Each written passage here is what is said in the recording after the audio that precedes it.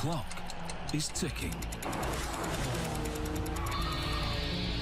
And there are just about 1,400 days left to reinvent and then unveil an automotive icon, the Porsche 911. To do it, they'll have to battle heat and ice and add a state-of-the-art paint shop to the original factory. It's a completely new car. A new car that's in a race the company can't afford to lose. We know if this car goes wrong, then everything goes wrong. And success or failure will be determined inside Porsche's Megafactory.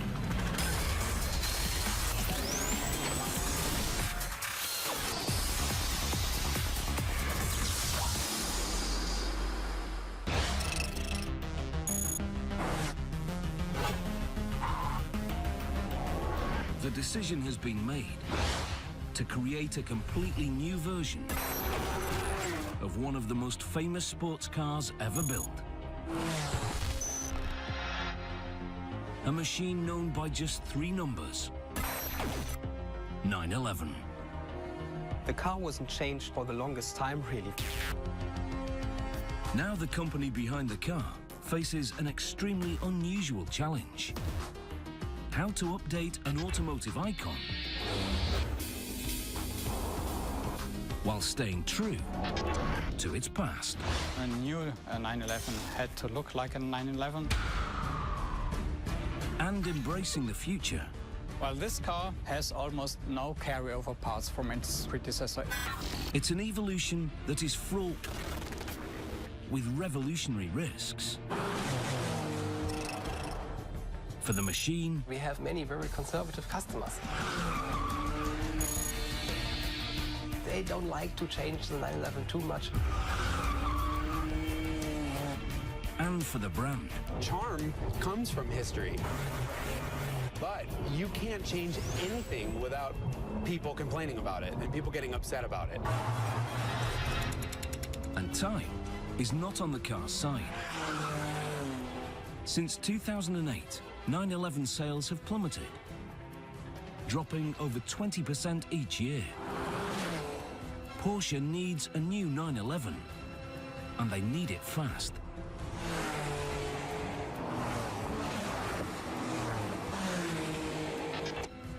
They target the Frankfurt Auto Show in September 2011 for the new car's introduction. The clock is ticking to reinvent an icon in order to survive.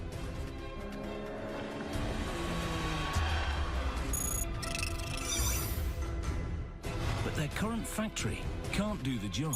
Both the case of the car and the factory, it's like buying a historical building and thinking you're going to be able to do with it what you want, but you can't change anything.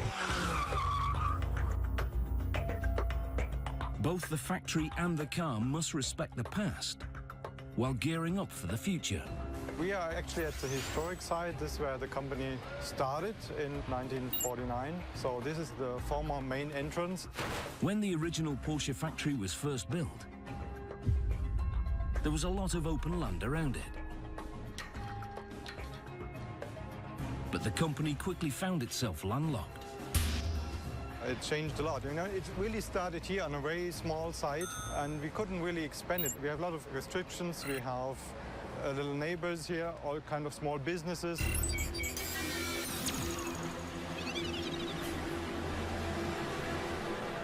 The Porsche factory is located in Zuffenhausen, Germany, a small suburb of Stuttgart. And in the late 1960s and early 70s, the town rapidly expands, literally growing up around the Porsche factory.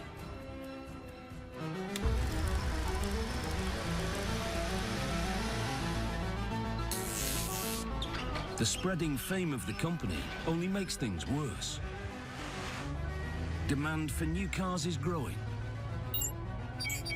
And then the city of Stuttgart honors the Porsche family by declaring the factory a historic landmark.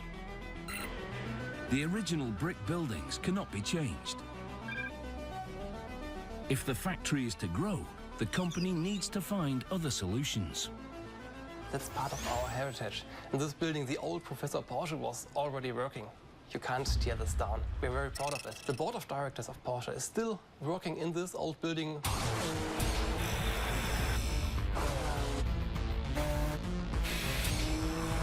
So now, a strange dual race is on.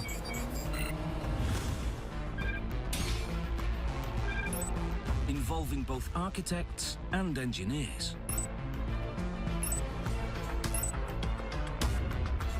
Because they can't build a new 911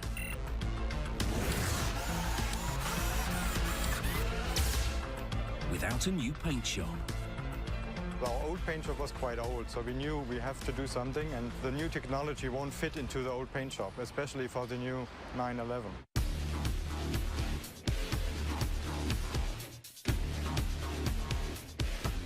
With no room to grow, fate provides an answer. No, it was not an empty spot. It was another company. We are lucky this company moved somewhere else, so we could take over their property. We had to torn down all the buildings over there, and then we had the space, luckily the right space.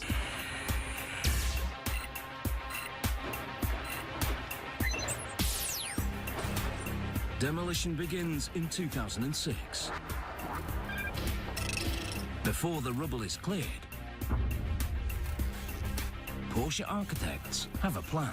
We have here the paint shop. You can see by the size, it's much bigger than our body shop and the former paint shop, which is only that tiny little building here. So it's more than double the size as it used to be. Double the size, because Porsche needs to double their production at Zuffenhausen.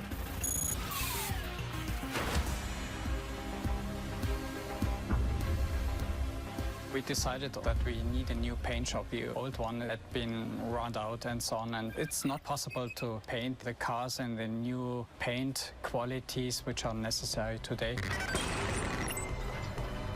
While demolition takes place,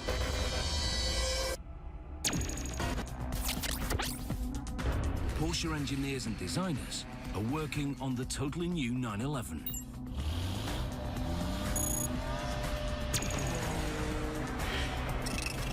Their goal is to create a car that's faster than the one it will replace. And competitive with other modern sports cars.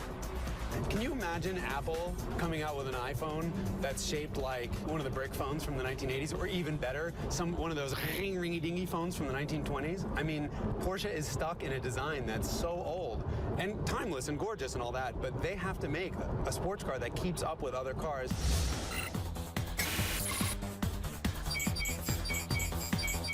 But the machine still needs to be recognized as a 911. In the 60s and the 70s, when the 911 became very popular, at a certain point people have realized that this is a car that, from a technical point of view, is not like the others. The original idea behind a 911 was that it's a car that you can drive every day. It's never been about, like, hey, ladies, it's not about that. It was about somebody who knew better on how to drive. The only thing that really counts is that the engine of this car is all the way behind the back wheels. And it's not mid-engine, like the engine's not here. The engine is back here. And that creates all kinds of problems dynamically. An engine that sits behind the rear wheels is unusual in the automotive world. It fights not only convention, but physics. If you can imagine running around with a shopping cart behind you full of stuff, when you go to turn, the car's going to keep, the cart is going to want to go straight. And that's the same thing with the 911. The back end of the car is always moving around. Movement that challenges a driver. And one of the reasons the car develops such a rabid fan base. We realized that the owners and the fans of this car, they wouldn't really want to have something completely different. A car based on evolution, not revolution. So really this is the link to past and future.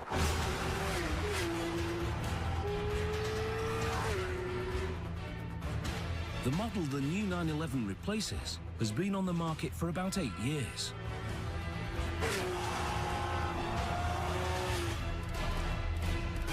In the sports car world, That is an eternity.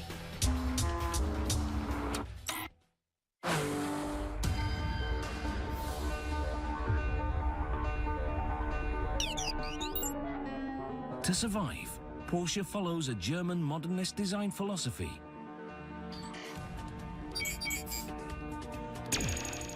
Weniger, aber besser. Weniger, aber besser means less but better. Not just the meaning of design, it applies for the whole car. To sort of concentrate on just a few things and fine-hone them in the long run, it gives this sort of timeless appeal. The 911 might be a timeless design, but the race to build a paint shop is not. They break ground in 2009.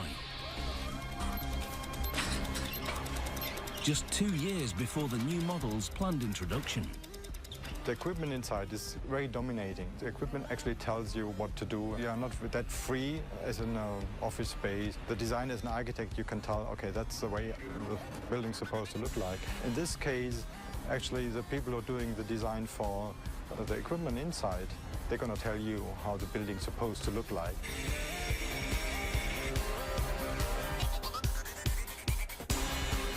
They build both the inside and outside of the building virtually at the same time. Usually you build the building first and then you put in all the equipment. We didn't have the time to do it one after another, so we had to put in the equipment before the building was finished. So we built up a complete new paint shop, new paint facility, which is one of the most modern facility all over the world with the lowest emissions, much lower than which is necessary from the legal requirements.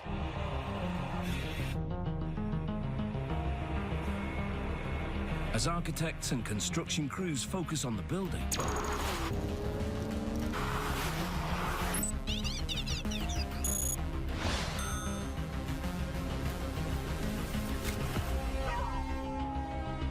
engineers focus on testing new 911s all over the world.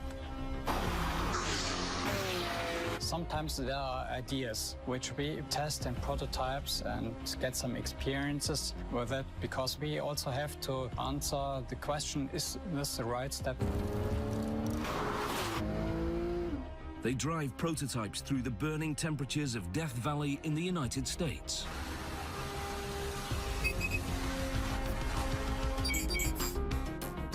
The extreme cold of northern Sweden and Canada. They even take it to China. A burgeoning car market where the new 911 must work even on rough roads, where the right kind of fuel can be hard to find.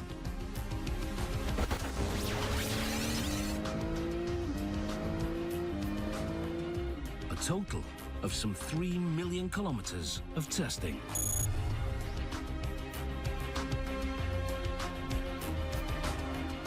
As engineers continue to test the machine, back in Germany, construction workers put the finishing touches on a brand new paint shop.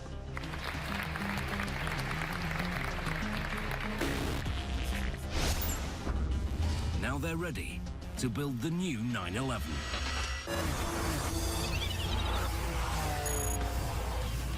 Porsche builds some very fast cars. But they don't introduce new models very often.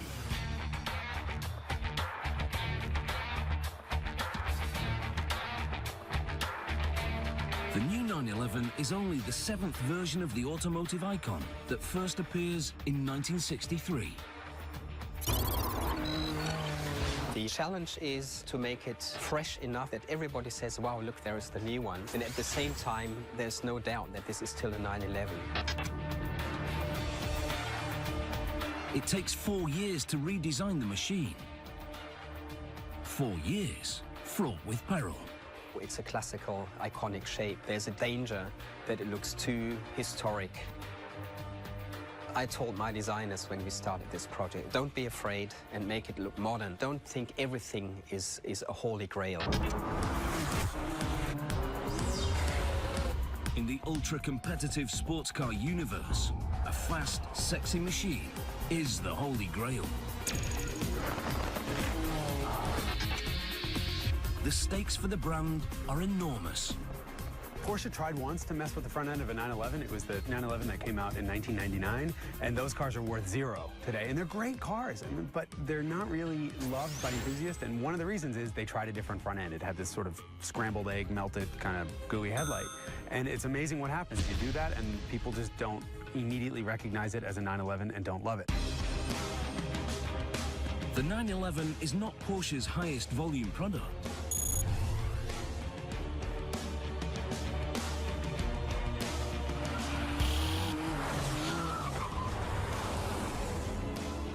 But it is perhaps its most important. It's got to be a nightmare to be a Porsche engineer, right? Because you have a shape and a layout that you can't change or the purists go berserk and they just freak out. The clock continues to tick towards the car's introduction.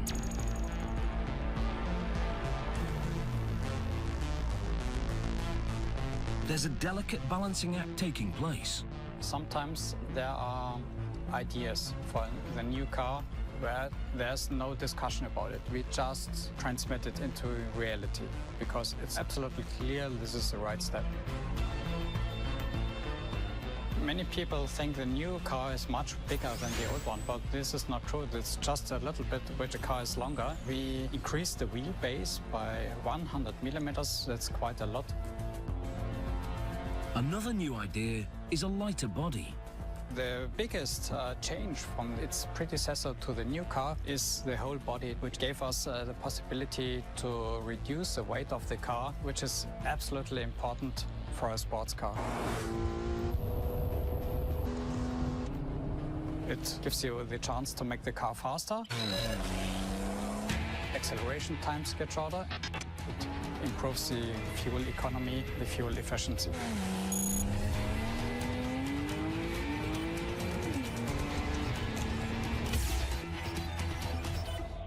But when Porsche engineers first start developing the new machine, there's a problem. Prototypes actually start carrying more weight. In the beginning of the development, it seems that the car is getting much heavier than its predecessor.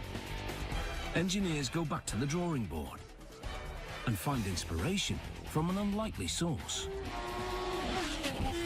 Motorcycle parts. We make comparisons with motorcycle parts which are very light today and found out there we can reduce the weight again. Lightness is something you can't see, except on a cutaway model. What you can see here, the different colors stand for different materials. All these materials here are made of aluminium, and you see some green parts made of steel. And we use the steel materials where we need high strength. The 911 is still a pretty small car. It did get a little bit bigger, and frankly, that is bothering the purists because every change you make to the 911 bothers the purists. Purists who could never imagine a sports car borrowing from a bike now also see technology being cribbed from, of all things, an SUV.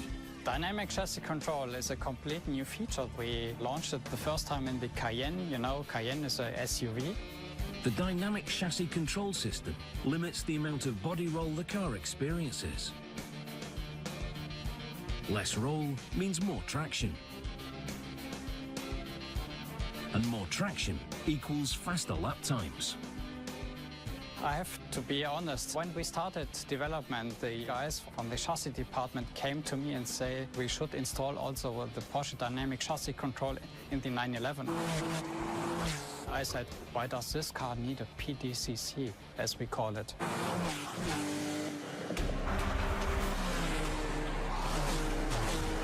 Traditionalists might not like the idea of technology from an SUV being put in a 911,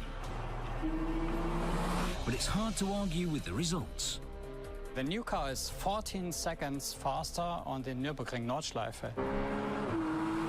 And of these 14 seconds, 5 seconds are coming only out of this system.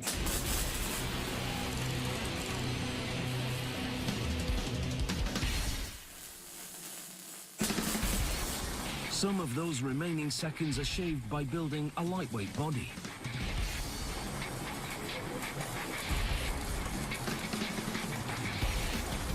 A shape that first comes to life in the body shop. We have a completely new car in our body shop. It's a mix from steel, aluminium, all new materials, completely mixed in our body. A body that requires more than just traditional welding. When we have aluminium and steel, we have to put glue between the two materials, and we can't weld the materials. They do weld some parts that are the same metal.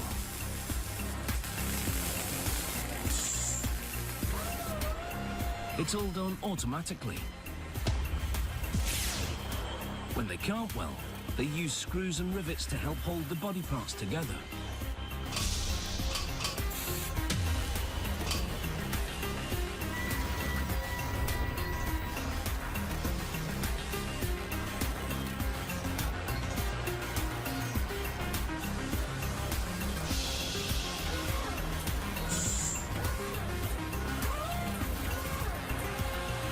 Jigs move doors into position. Cameras align the doors to the body. It's completely automatically welded.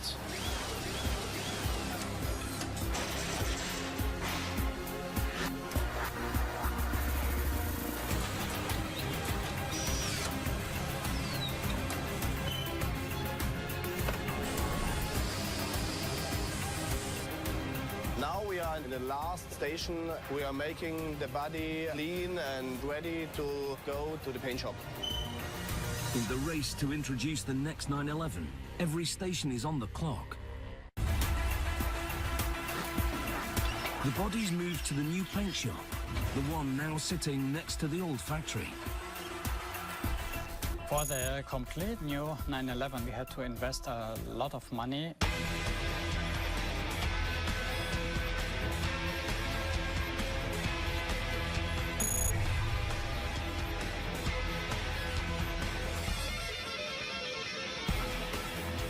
The paint shop is timed to go online with production of the new 911. Like the new car, the paint shop pushes technology to the limit. First of all, we decided to do a lot more automatizations in the new paint shop to guarantee a better and a stabilized quality.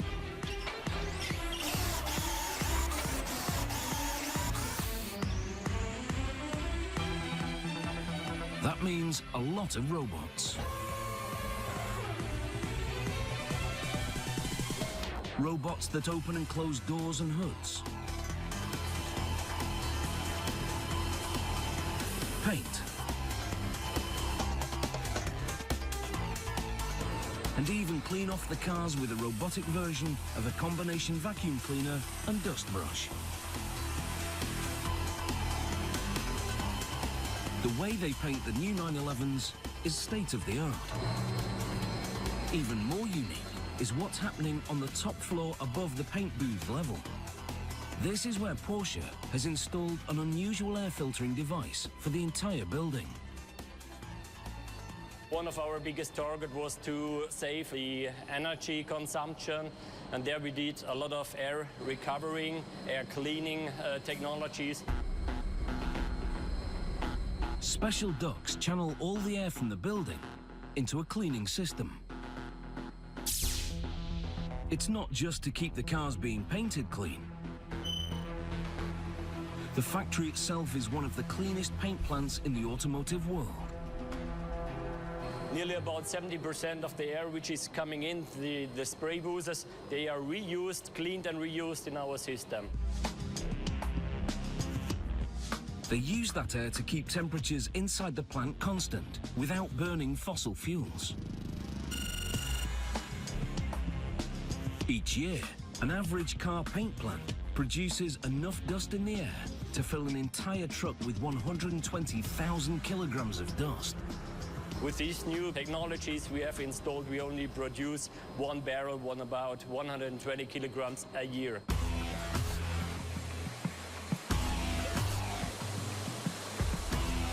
the first protection, it's a zinc phosphate protection, and then the second stage, it's a paint dip.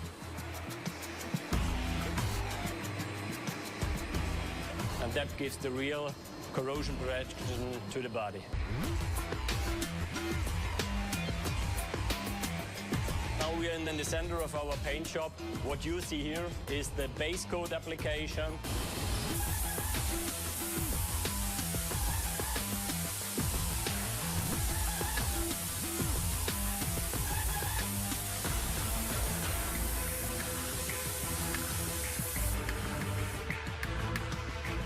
What we are here is the paint line, the top coat line, all our coats, beginning from the primer to the base coats, and the clear coats, they are water-based.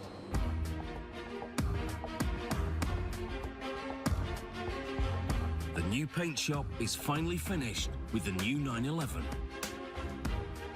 Except for just one small detail.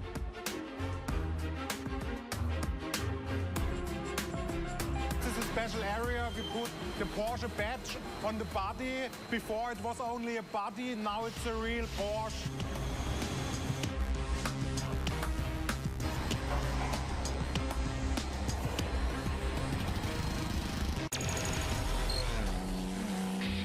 This is a story that started before my parents were born.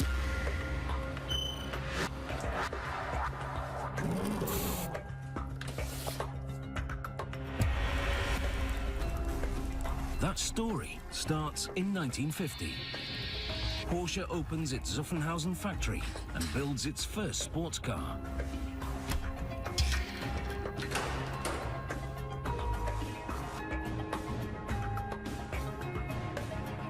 Called the 356.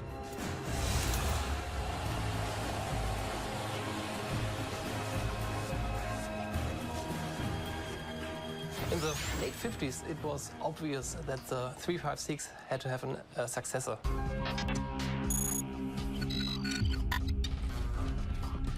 The car was based on the platform of the Volkswagen Beetle, and the competitors didn't sleep. So Porsche had to have a new model with a 6-cylinder engine, a model which made more than 200 kilometers per hour. Several designers had different ideas for the new car. Ultimately, it would be designed by Ferry Porsche, the grandson of Dr. Ferdinand Porsche, the man who designed the original Volkswagen Beetle. The 911 was first shown to the public at the 1963 Frankfurt Auto Show. It was introduced as the 901. But then they showed the 901 at the Paris Auto Show. They got a nice but clear letter from Peugeot claiming to have the legal rights for all names with 3 figures with a 0 in the middle. And so Porsche had to rename the car, which is a very dangerous thing in the automobile industry. And luckily they had the great idea to exchange the 0 through the 1, and the result was 911.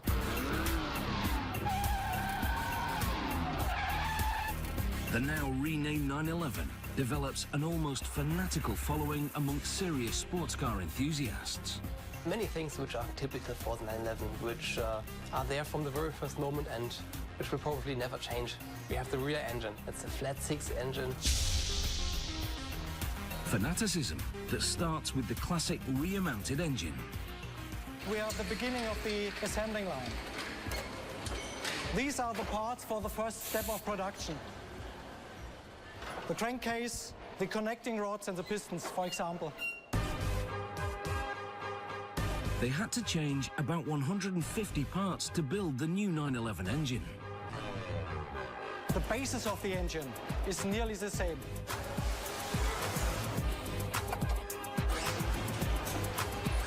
It's not a revolution, that engine, it's an evolution of the old engine. And we make a lot of things much better than we did it before.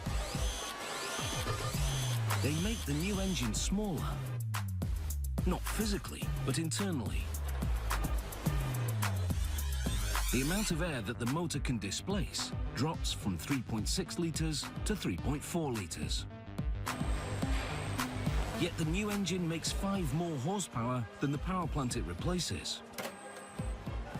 You won't find any part on the engine you don't need.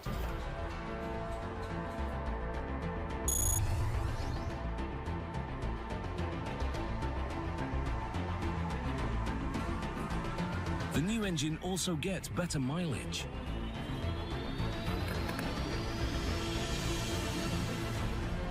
One reason is that Porsche began developing the new engine as soon as they decided to build the new car. We started 3 years ago with the first prototype engines. To start with the engine production during the development period is one of our secrets.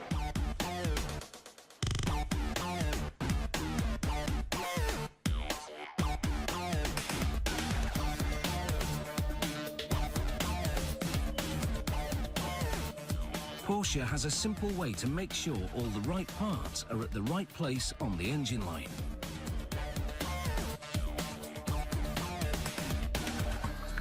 A series of carts with parts stacked in the same order needed for assembly. Here we have round about 50 parts, and for one engine we need round about 200 parts. The cleverness of this system is you can push it onto the assembling rack, and it is married to the engine. It stays to the engine for the complete process. You go from the top to the down, and if you're finished, you have everything done. Nothing is forgotten. You have every part in the engine. Everything is perfect.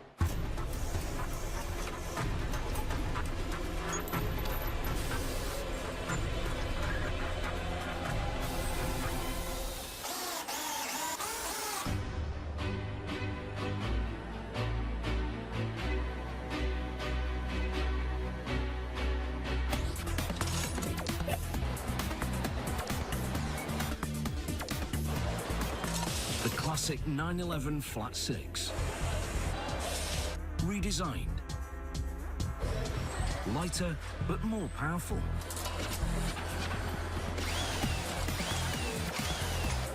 And built on a totally redesigned engine line.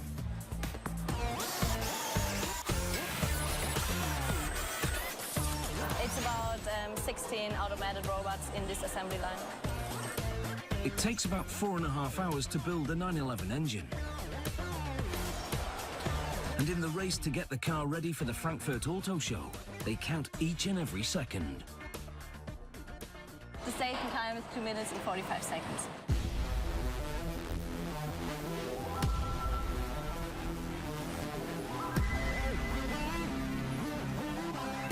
Exhausts and intake manifolds are installed to exact specifications.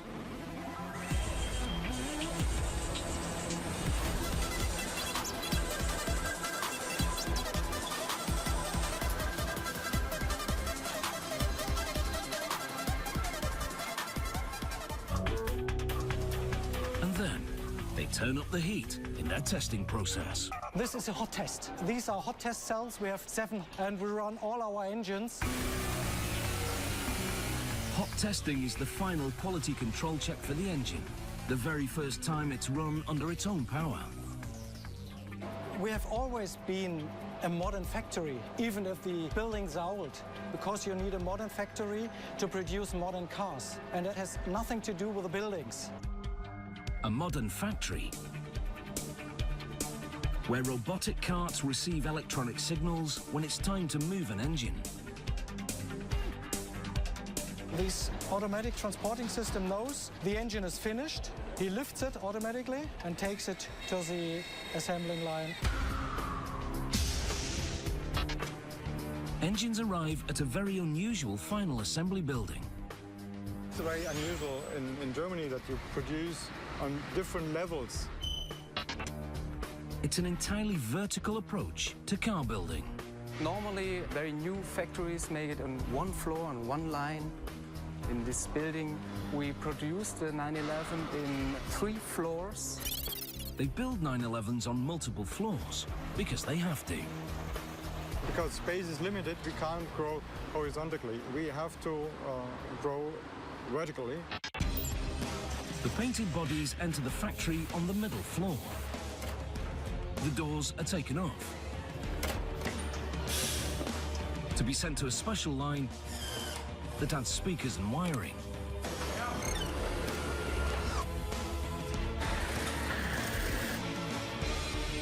Lots of wiring.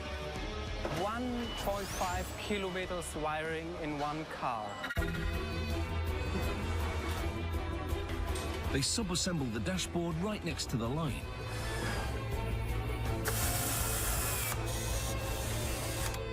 Another example of how they need to keep changing technology in the race to get the car ready for its introduction.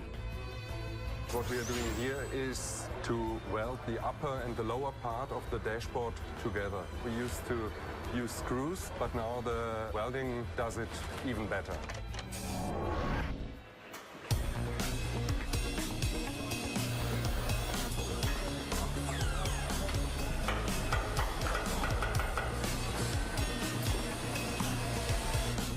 Like an old dot matrix printer,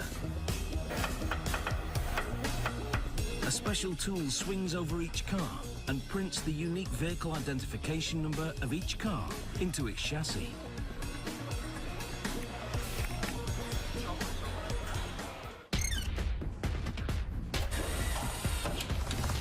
Brake and gas pedals are installed.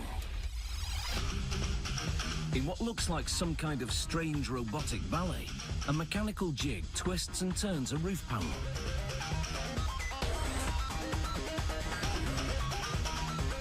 Getting it into the perfect position for installation on the car.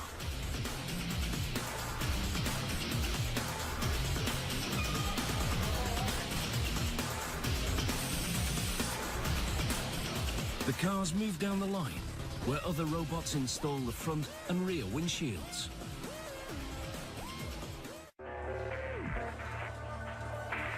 Now the partially built 911 is lowered to the bottom floor, where most of the car is assembled.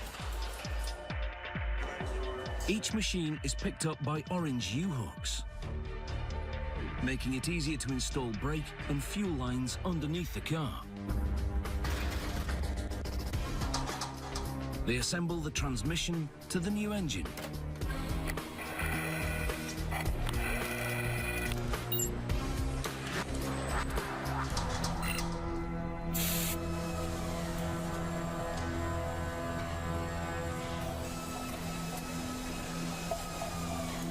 We are here in the factory on the, you see the marriage process.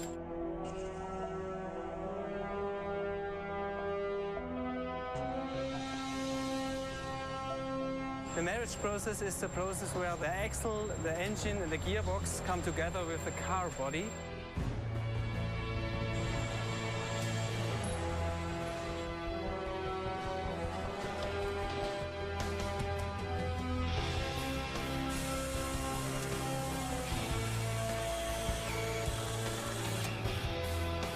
A new 911 is married, but far from ready for its honeymoon.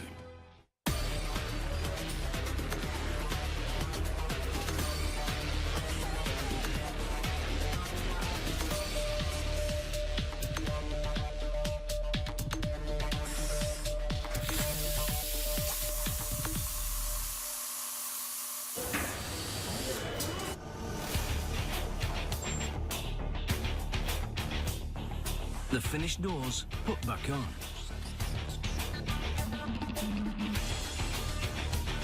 The interior needs to be finished. The steering wheel.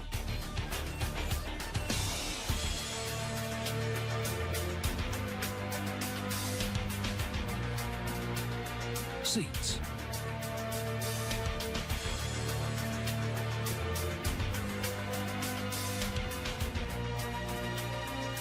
Bumpers installed.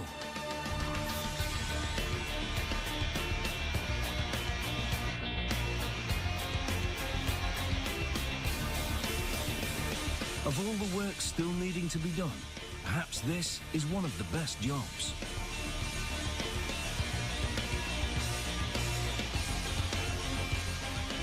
Putting the name Porsche on the back of the car.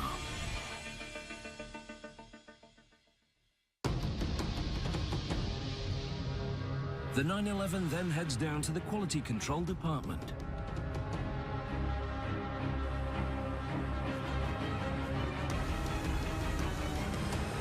This comes from the final trim line where everything inside got finished. Yeah, at this station we put the petrol into the car. And of course, for the first time inside the car we start the engine. Time to test the new car. You're standing next to the water box, where we check each car if it leaks. This is the wind noise box where we simulate the noise of wind. Our worker uses an audio measuring tool to measure the noise in the window area.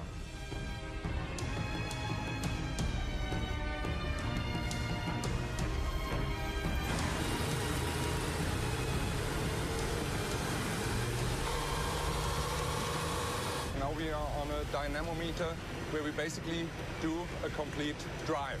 Driver speeding up the car up to 130 kilometers per hour. We only simulate curves and he's just doing it by the acceleration control. It's a lot of quality control to go through. But with the introduction of the new machine on the horizon, the company can't leave anything to chance. It's finally time to unveil the all-new 911 here at the 2011 Frankfurt Auto Show. A place where there is plenty of competition. Exotic brands like Lamborghini, Bentley and Maserati are all out to capture the hearts, minds and mighty dollars of high-end car enthusiasts.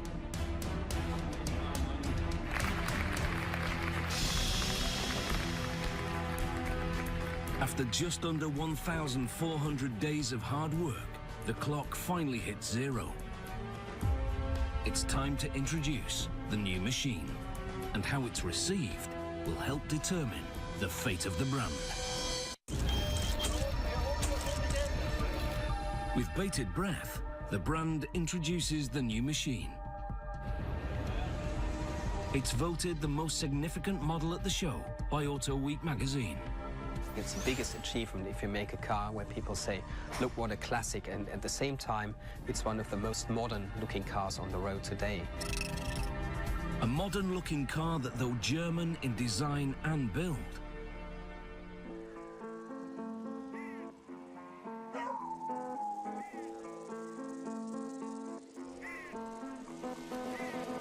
is aimed for Porsche's most important market.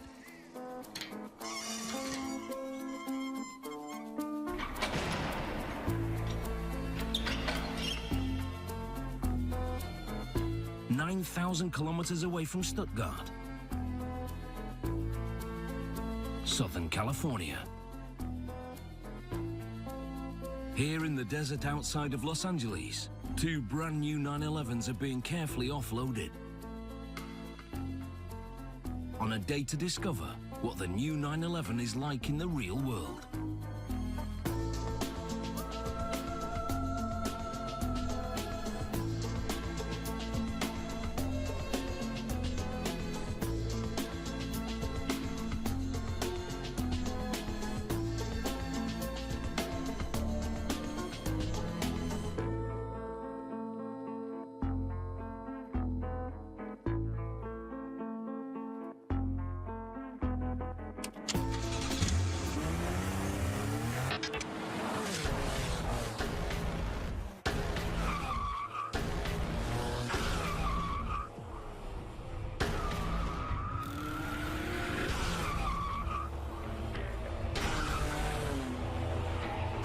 The new 911 is the first automobile to be built with a 7-speed computer-controlled manual transmission. They call it the PDK, which is good, because unless you're German, its full name is almost unpronounceable. We're driving a car with a transmission that Porsche calls a PDK, or Porsche Doppelkupplungsgetriebe, which is a lovely, simple, small German word that means Porsche double clutch transmission. And this is an automatic transmission. It's a dual clutch automatic that shifts for us.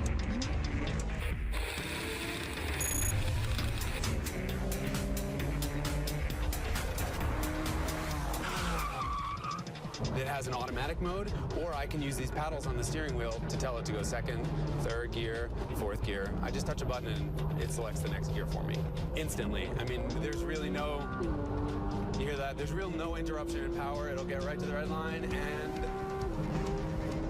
the tachometer needle can barely keep up. It's far faster and far smoother than you can shift yourself.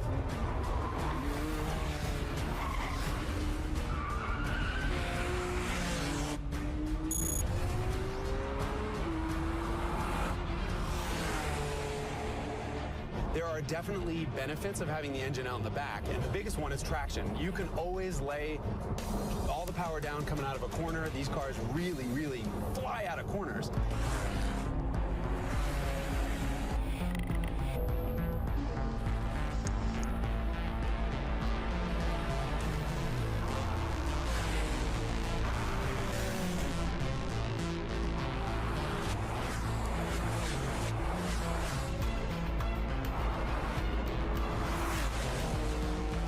To a German, art is kind of different than we see art in a lot of ways. It's taking a problem and solving it in some sort of engineering way that's elegant and simple and that really works is art to Germans.